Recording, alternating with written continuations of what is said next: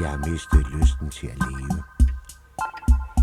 Ja, jeg tænker lige frem på at tage livet af mig. Men selv det virker så uoverskueligt. Det her er ikke sådan en almindelig tristhed eller en chokreaktion på en stor sorg. Det er ikke alle mennesker, der har oplevet mist komme ud for. Nej, karakteren af min sygdom er meget forskellig fra det. Det er en dyb følelse af uendelig tomhed.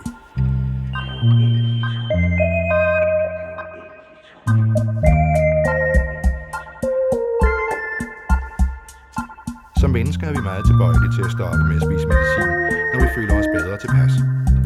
Så frem du gør det, vil du udsætte dig selv for en unødig stor risiko for i løbet af et stykke tid at få et tilbagefald, som gør, at det næste gang kan tage noget længere tid at behandle din depression.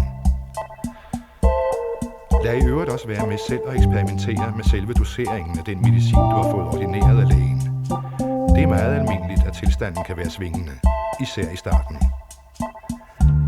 Alt efter ens situation begynder man på eget initiativ selv at spise enten mere eller mindre medicin end aftalt med lægen. Dette kan gøre, at den positive effekt, du har af behandlingen, enten holder op, eller at du pludselig får bivirkninger, du ellers ikke ville have fået.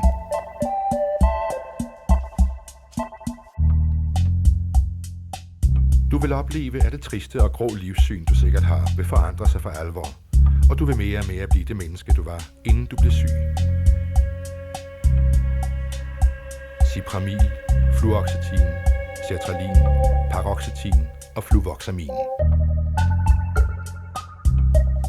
Hvis du er 40 år eller derover og tidligere mindst 2 gange er blevet behandlet for en depression, vil din læge måske foreslå dig en forebyggende behandling. Det betyder, at du skal fortsætte med at spise medicin mod depressioner i en årelang periode, eller måske altid. Paroxetin, cipramil, fluoxetin, sertralin, paroxetin, cipramil, fluoxetin, sertralin, paroxetin, cipramil, fluoxetin, sertralin, paroxetin og fluvoxamin.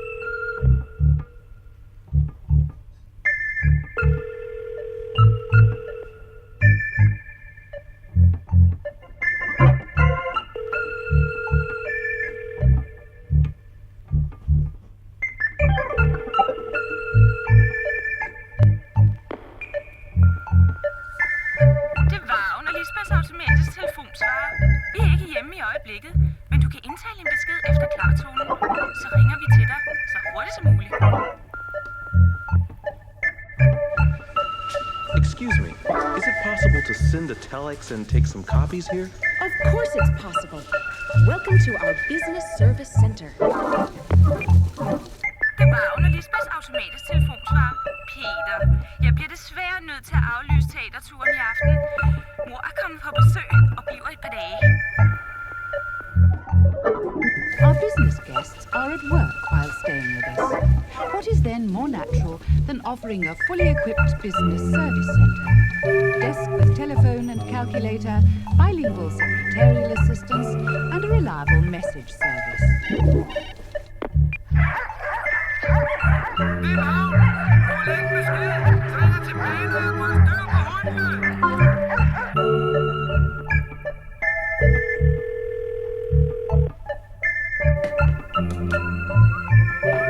Oh God, no clean shirts.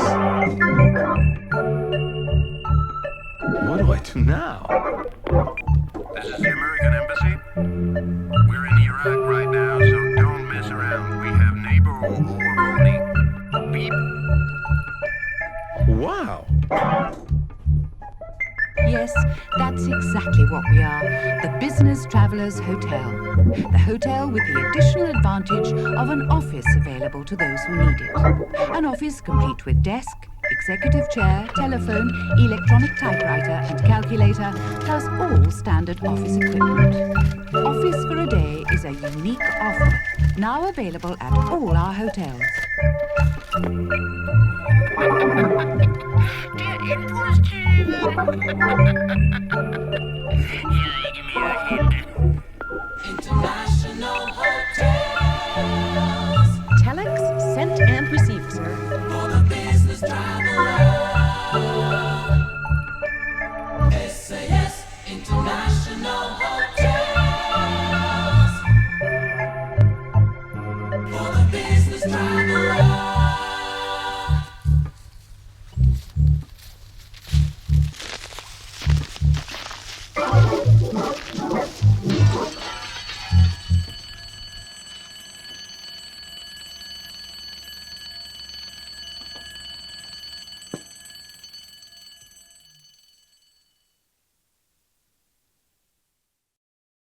Hvad jeg siger her er ikke et forsvar for Scientology, der ikke behøver noget forsvar. Jeg er villig til nu at tale om børn af den storartede årsag, at vi nu ikke vil fejle længere på dette emne. Hvis bare man kan gøre noget ved barndommen, så vil alting blive okay. Skvalderpærler. Men det er de ikke mere. Det er de faktisk ikke mere. Det er ganske bemærkelsesværdigt, hvor stort et antal fejlopfattelser, der har eksisteret vedrørende børn og din barndom. Det er rent tilfældigt, at du var et barn. De såkaldte psykologer og psykoanalytikere gennemvæver alle og enhvers liv her i den vestlige verden. Og det er en samling af stinkende løgne. Jeg siger, at det er skvalderpander, fordi de ovenikøbet har ført mig på vildspor, og jeg kan ikke lide folk, som narrer mig.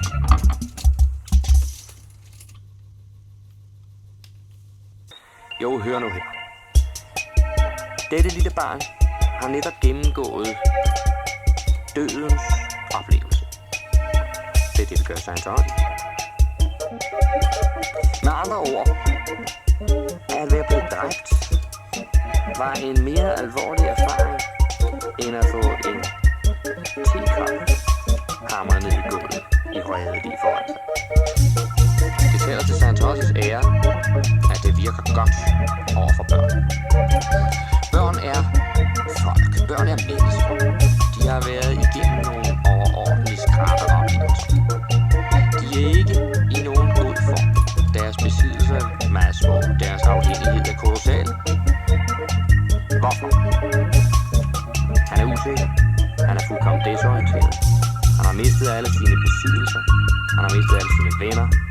Og han har mistet sin hukommelse. Og dog er han stadig bevidst om, at alle disse ting har været. Et lille barn er i grunden fantastisk. Det er et barn. Alt, hvad man behøver at vide om børn, er cases. Og hvis man ikke holder op med at ligesom sortere børn som en speciel kategori, som er standarden for et menneskeligt væsen, og hvis man ikke holder op med overhovedet at sortere dem, så vil man fortsat have vanskeligheder, hvis man vil prøve at instruere dem, eller prøve at gøre noget med dem overhovedet. De har det rædsomt. Børn er mennesker. Glem det ikke. Børn er mennesker. De er psykotiske. Har I fattet det?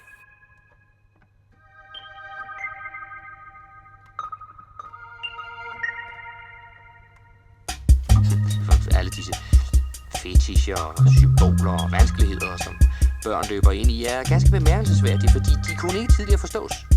Man kunne ikke rigtig finde ud af dem. Forresten så... Det ligger jo sådan, at for at være autoritet inden for et emne, så må man helst ikke have nogen som helst erfaring med det. Og jeg indtager jo ikke denne kolossalt fordelagtige stilling. Det antal børn, jeg har haft, er kolossalt.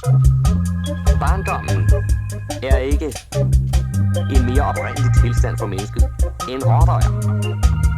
essentielt, og faktisk er det en særdeles prøvende periode af mentalt pres. De er psykotiske. Deres grundlæggende standard for opførsel er en psykotisk aktivitet.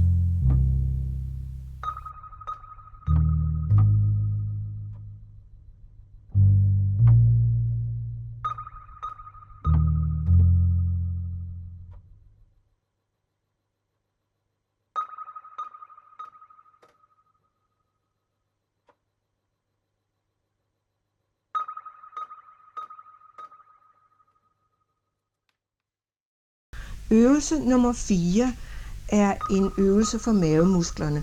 Du lader dig glide ned i rygliggende, stadigvæk med bøjet knæ, så du sætter fødderne i. Fra den stilling rækker du hænderne op mod knæene. Ræk hænderne op mod knæene, løfter hovedet og tager overkroppen med, så skulderbladene bliver fri af underlaget. Og du stræber mod knæene med hænderne i. 1. Gå ned og hvil. Og kom op igen. 2. Og hvil. 3. Og hvil. 4. Hvil. 5. Hvil. 6. Hvil. 7. Hvil. 8. Hvil. 9. Hvil. Og 10. Og slap af. Nu kombinerer vi denne øvelse med godmorgenøvelsen og tilføjer en øvelse for bækkenbunden. Du løfter rumpen op. Løft rumpen op, og når du er der, så knipper du sammen bagfra og lad denne spænding gå helt frem fortil og trækker bækkenbunden op i din egen krop. 1, 2, 3, 4, 5, 6, 7, 8, 9. Jo.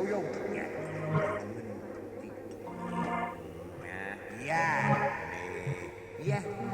Nej. Ja.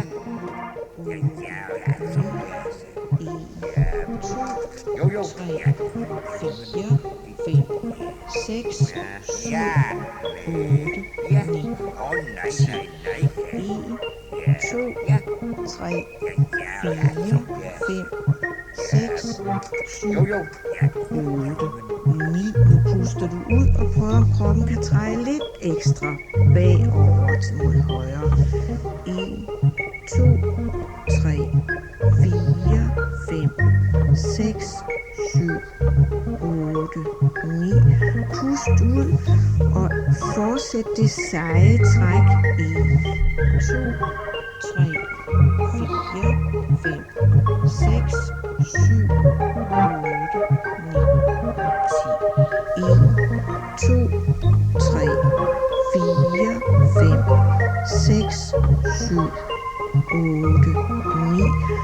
1, 2, 3, 4, 5, 6, 7, 8, 9, 10. 1, 2, 3, 4, 5, 6, 7, 8, 9. Pust ud og prøv at dreje videre. 4, 5, 6, 7, 8, 9. Pust ud og drej til sidst. 1, 2, 3, 4, 5, 6, 7, 8, 9, 10. Slap af og sæt tilbage i den stilling, du kom fra. Santana. Det vidste vi altså ikke. Jo, vi havde godt nok hørt, at de skulle give koncert. Men vi regnede ikke med at møde dem, eller noget som helst. Jeg var godt i Santana. Jeg havde tit set på køen i Japan. Han havde langt sort hår, krøllet, gik med skuldrene, så en overskæg, brune øjne.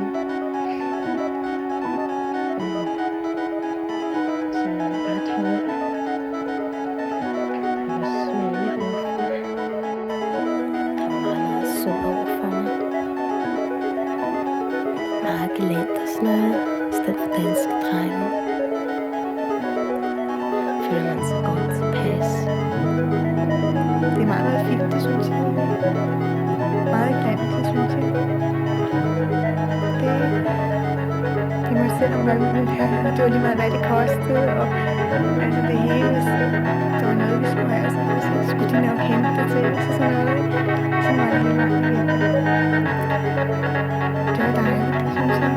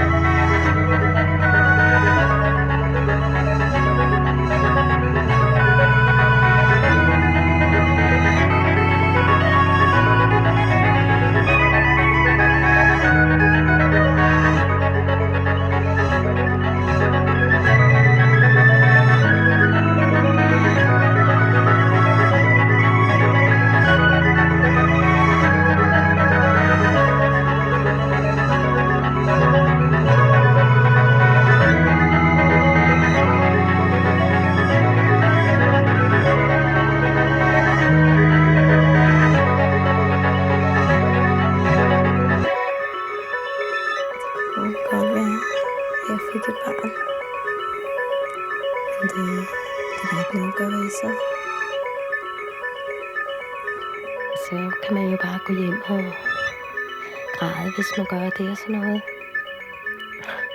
Jeg har ikke så let ved at tude over fyre. Det er næsten lige meget, hvem det er. Så kan jeg ikke græde. Men det kommer nok ud af. Så må jeg jo bare have ugen. Det er der jo ikke noget for ved. Det kunne være meget sjovt at få et barn. Sådan en lille sød en. Det ville nok blive en lille, sådan lidt mørk i det. Med store brune øjne. Godt de brune øjne, fordi jeg selv har blå. Jeg vil prøve at få hans adresse, vil jeg skrive over til ham. Ja, så kunne han jo bare komme og besøge barnet, hvis det var.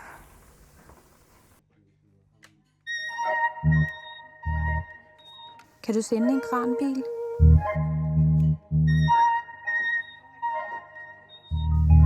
Can you send a breakdown truck? Le livre. Das Buch. Le livre. Can you send a breakdown truck? Arrogante.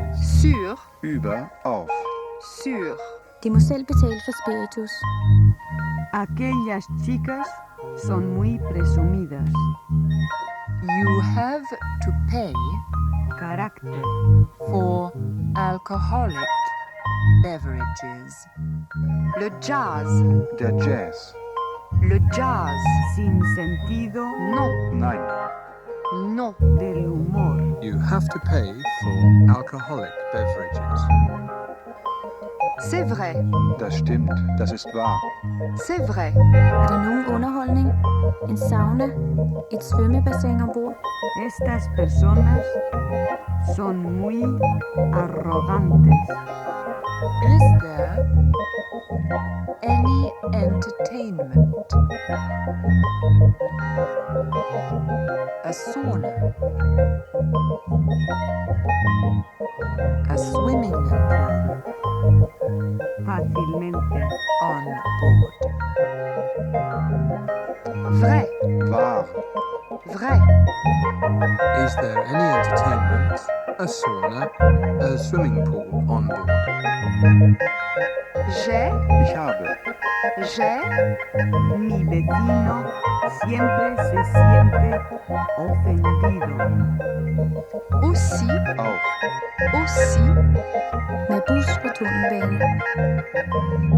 ton, Dein, deine. by bus and underground. Tenemos un profesor, le disque, Die Schallplatte. le disque. Hvilken bus skal jeg tage til? Tu peux, Du kannst. tu peux, which, pouvoir, Können. pouvoir. Bus. Do I take?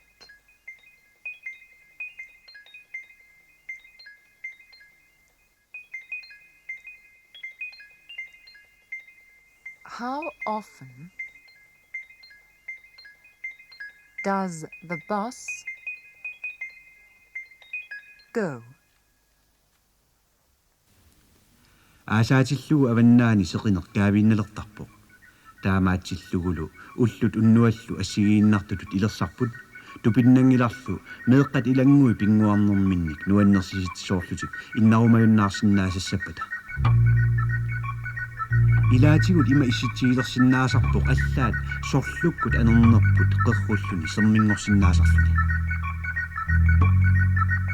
аваннаани укиуккут сеқинер такуссаартарпарпут таамааккалуарторли суна тамарми таартуиннарсуангорнеқ аёрпоқ тассами qaammat уллориссаллу апуммут қаққориссумут қингорнерат qaamмартитилаарсиннаасармат исиисақартиссиннаасарлута илаанниккут қилаппут таартоқ арсарнингиттарпоқ усанартаqa арсарнеқараангат исумақартиттарпарпут тасса сиулитта тарними қиламмиарсаатту оқалуттуаринеқартарпорлу арсааккаангавик ааху ниақуку арсарсаа аасарти кисими нуаннерсуунгила тассами укиуп ингертанаа тамарми нуаннерсуттақарпу укиалернерани паанги инериттарпут нуниагиаллу сунитамани такуссаалерсартут укиалернерани аама туттунниарнер ааллартиттарпоқ таамаллу илиллуни укиа инууллуарфиуттуни улапаартуусо укио нуаннеқатиссақарни аёрпо наат илаатсу исситтаралуақалу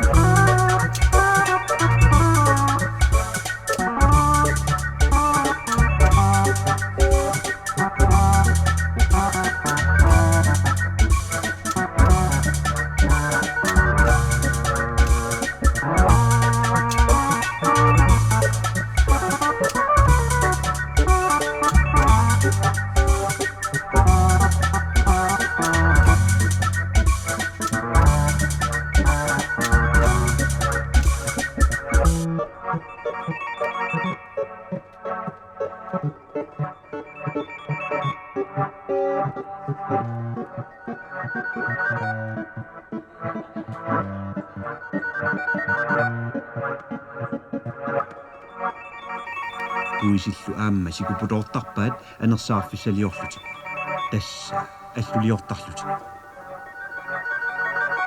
илаатигут има исситсигилерсиннаасарпоқ аллаат сорлуккут анернерпут қерруллуни сермингорсиннаасарлуни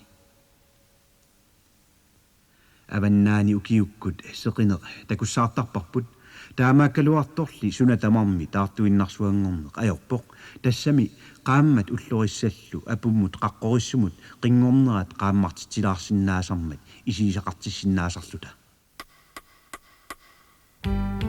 Stede hunde elsker at trække stede dag og nat. De hyler snær og siger hvor. De løber først når de får lov. De får pisk, men kun for sjov.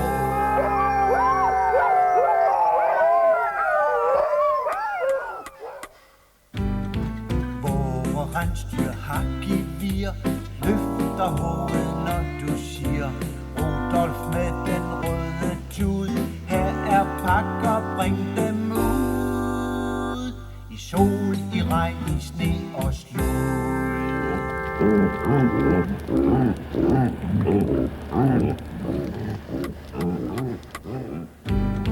Fra buskus oksen får vi garn til far og mor og hvert et barn. En dejlig trøje kan du få, og tæpper til at ligge på, og sokker til din store tå.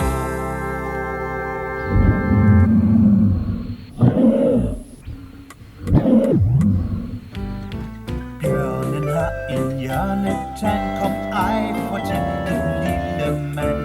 Pelsen er så hvid og blød, faktisk er han meget sød. Jeg rører ham først, når han er død.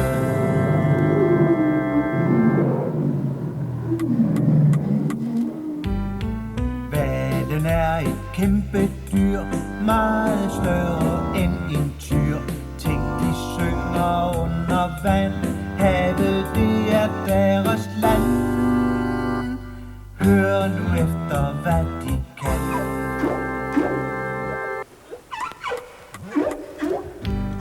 Sæler har vi mange af, nogle af dem vi må tage. Der sæler nok og ingen nød, vi får spæk og lækkert kød. Det er sundere end vin og brød.